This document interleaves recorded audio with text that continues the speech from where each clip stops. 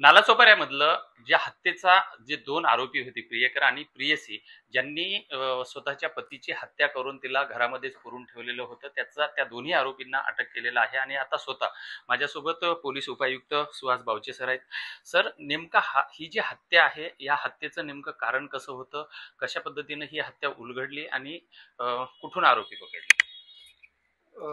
पण हत्येचं कारण म्हणाल तर जे आरोपी ताब्यात घेतलेले आहेत यामध्ये जे मयत विजय चव्हाण आहेत यांच्या पत्नी श्रीमती चमन चव्हाण आणि त्यांच्याच खोली शेजारी घराशेजारी राहणारा जो आरोपी आहे मोनू शर्मा. तर या दोघांमध्ये मागील काही महिन्यापासून अनैतिक प्रेम संबंध सुरू होते आणि ज्याच्यावरून आरोपींबरोबर आणि मैताचे नेहमी खटके उडत होते, वाद होत होते, भांडणं होत होते. आणि याचाच सल आणि राग मनात ठेवून यांनी त्याची हत्या केलेली आहे आणि हत्या करून ते पुणे हडपसर येथे पळून गेलेले होते.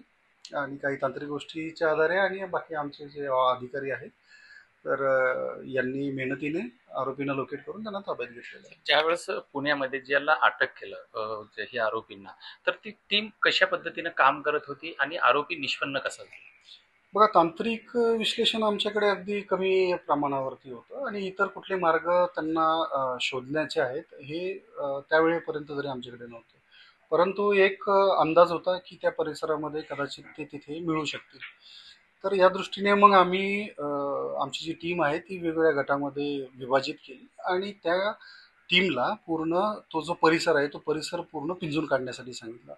आणि हे पिंजून काढत असतानाच एका मेडिकल स्टोअरच्या बाहेर यातील जे आरोपीत आहेत त्यांचा एक 5 वर्षाचा मुलगा आहे. तो मुलगा सुरुवातीला आमचे अधिकारी PSI भोपळे आहेत यांना नजरेस पडला, परंतु त्यांना थोडीशी शंका आली आणि त्याच वेळेस यातील जे आरोपित महिला आहेत ज्या डोक्यावरती ओढणी घेऊन तिकडनं चालत असताना अचानक हवाच्या ह्याच्यामुळे ती ओढणी जी आहे ती ओढणी चेहऱ्यावरनं थोडीशी बाजूला सरकली गेली. आणि त्याच वेळेस आमच्या अधिकाऱ्यांनी त्या महिलेला पाहिलं आणि त्यांच्याकडे ते अगोदर फोटो असल्यामुळे त्यांनी तात्काळ तिला ओळखलं आणि हे तिघही तिथं जागेवरती आहेत.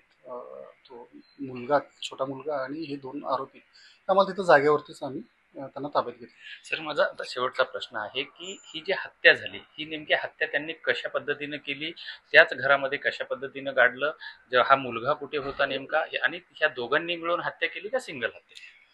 हे बघा, आता आत्ताच माननीय न्यायालयाने आम्हाला 7 दिवसाची पोलीस कस्टडी रिमांड दिलेली आहे. तर यामध्ये आता अधिक तपास करणं चालू आहे. ही जी हत्या आहे ही हत्या या दोघांनीच केल्याची प्राथमिकदृष्ट्या निष्पन्न झालेलं आहे.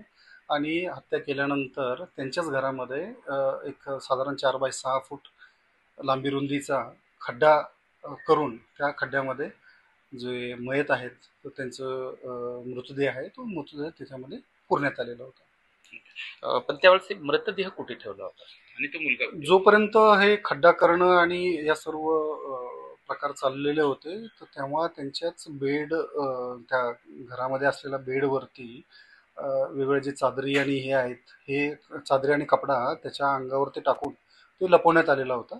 आणि ज्यावेळेस तो खड्डा तयार झाला तर त्याच्यानंतर त्या खड्ड्यामध्ये ते प्रेत पुरण्यात आलं. सर, तो प्रियकर जो आहे त्याचं नेमकं बॅकग्राऊंड काय आहे आणि ह्या महिलेचं बॅकग्राऊंड काय आहे? तो जो मोनू शर्मा म्हणून आरोपी आहे हा BSc IT च्या 3ऱ्या वर्षाला मुंबईमध्ये एका कॉलेजमध्ये शिक्षण घेतो आणि शैक्षणिकदृष्ट्या म्हणजे हुशार कॅटेगरीतला मुलगा आहे.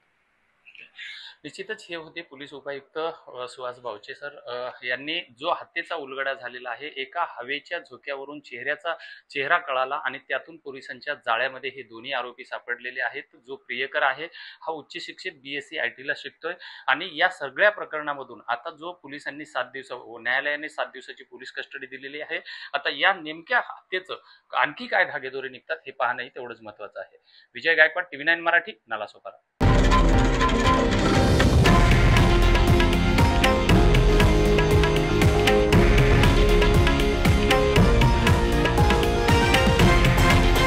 हे आहे देशातील नंबर 1 न्यूज नेटवर्क आणि आपण पाहत आहात TV9 मराठी, एकमेव.